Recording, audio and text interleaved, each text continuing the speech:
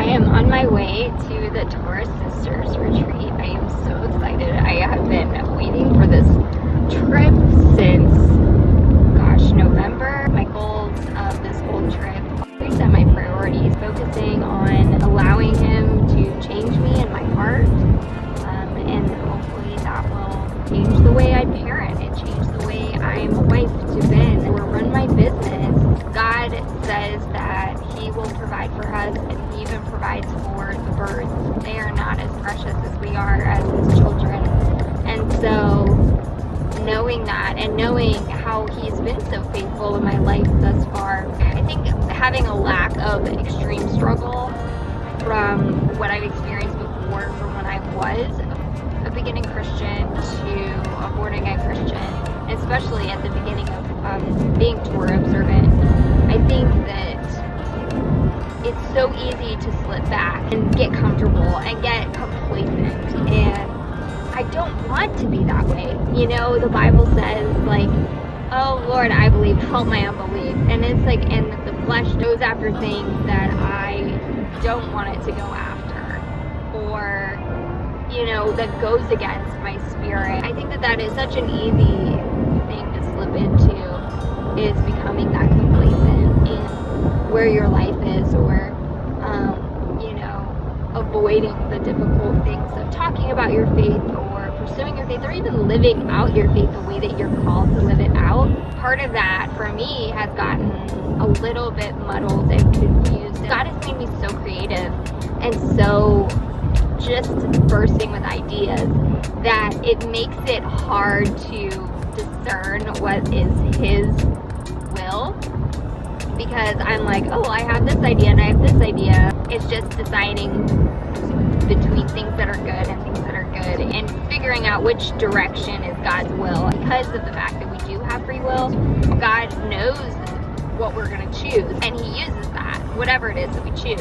It's when you desire to do exactly what God desires for you and your heart is for you, and not make a wrong choice. And I think it makes it a little bit more kind of unsure between all those good things. I just hope that this retreat I'm praying for clarity and what that means in terms of my other businesses and how that looks like in my day-to-day life. So those are my hopes for this retreat, is just that I'm refreshed and I gained some wisdom from some other sisters in Yeshua. I think God has led me here for that, for whatever reason, and I have a few hours to go before I meet up with my friends for coffee and a nice fellowship time with my friends I haven't seen in a year or so.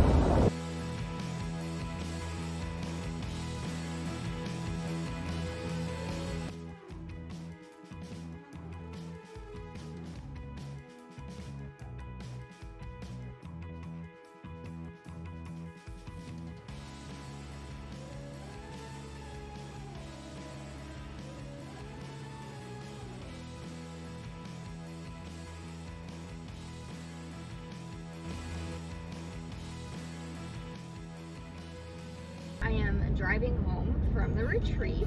My heart is bursting with joy and fulfillment. The Father just filled my cup.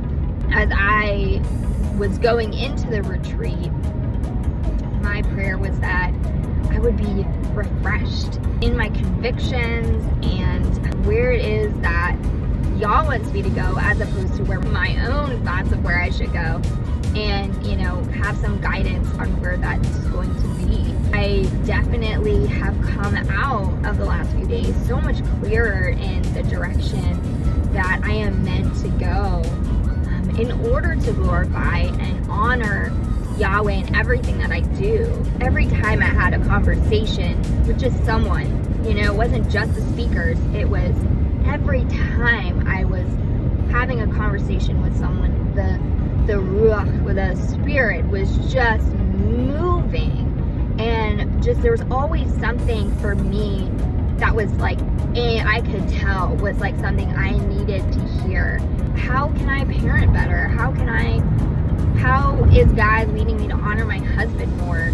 Some practical ways from other women walking this, a similar walk. So much goodness and feel like it's kind of a little bit like drinking from a fire hose. It's just like so much to take in and really be able to implement.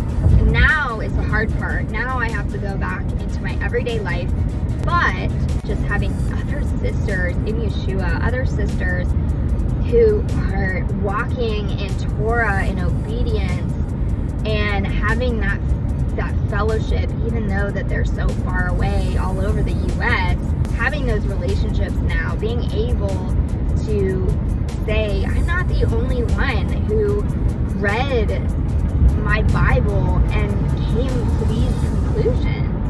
I'm not the only one being called to obey Yah in this way. That is powerful. It is so powerful. Because in the real world, it's tough. People don't always agree in your circle. And, even at family may not fully understand. And so I think that it's just having a place where we can go and connect and feel supported and understood is so powerful. It's like we don't need to be understood every day. We don't need to, especially because we are serving Yahweh. We don't need to have that, but God has blessed us with the ability to connect with other like-minded believers in order to continually strengthen us on this walk, because it is a marathon and can be exhausting at times. This year has been especially hard. The last few years, to almost throw my hands up and be like, you know what? Why am I trying to do this? Like everyone else around me, family celebrates the mainstream holidays.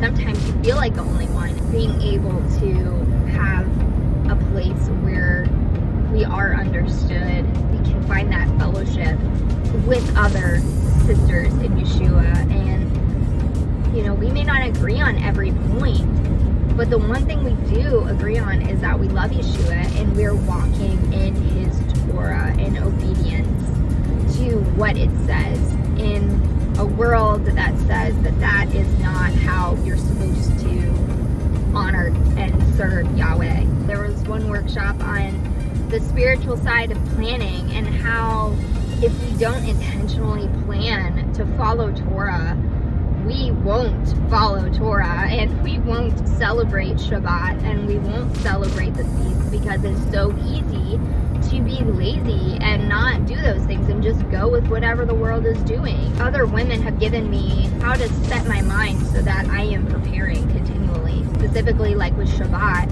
is Yahweh has been convicting my heart to celebrate Shabbat. My whole week needs to revolve around Shabbat, not the other way around. Not Shabbat is just something that happens, because it doesn't. You have to be intentional. So you're doing something constantly every day in order to prepare for Shabbat and for that rest, because Yah has said work 6 days and rest the 7th. I had been trying to just figure it out, and just be like, oh, well, prep day is Friday and Shabbat is Saturday, so I need to get everything done on Friday.